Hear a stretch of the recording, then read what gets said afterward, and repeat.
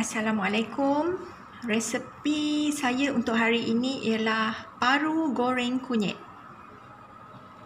Bahan-bahannya sedikit paru yang telah siap dipotong dan dicuci bersih, cili api sebanyak 3 hingga 4 biji, 1 biji bawang, sedikit halia, kemudian sedikit kunyit, Maggi cukup rasa, garam dan juga minyak untuk menggoreng.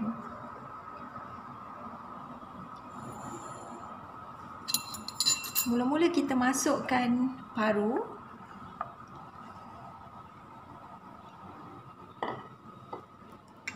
Masukkan paru ke dalam bekas.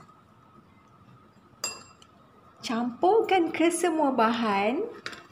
Resipi kita sangat simple sebab saya akan masak menggunakan microwave. Sangat simple. Kemudian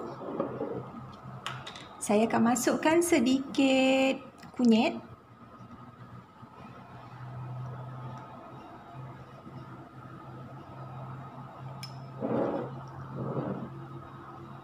Okey. Sedikit Maggi cukup rasa.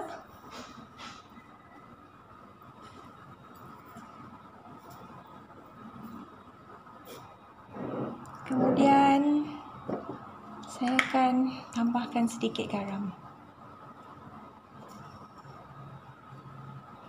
Okey. Resepinya simple je. Masak dengan microwave sangat senang.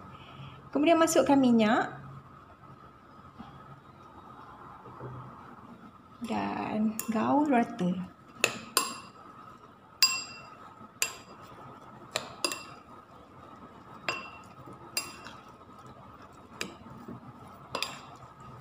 Okey.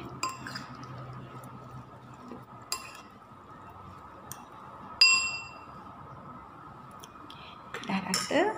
Saya akan masukkan sedikit air supaya paru kita cepat empuk.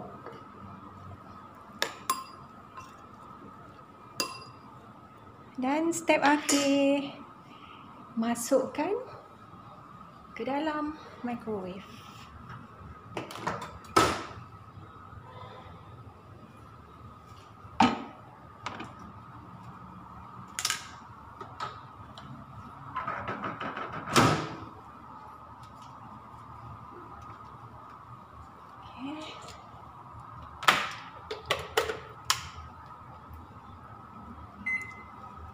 Saya akan masak paru ni selama 5 minit.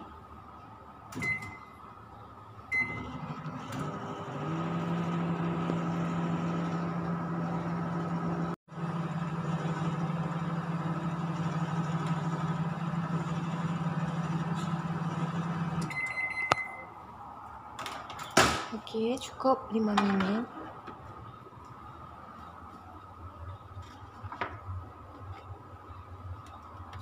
Okey.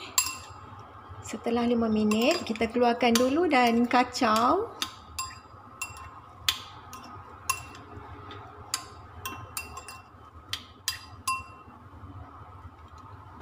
Kemudian tutup dan masukkan balik ke dalam microwave.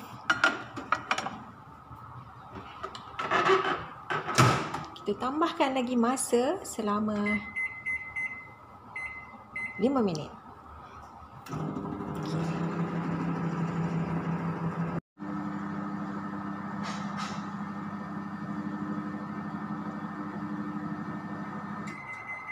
Okey.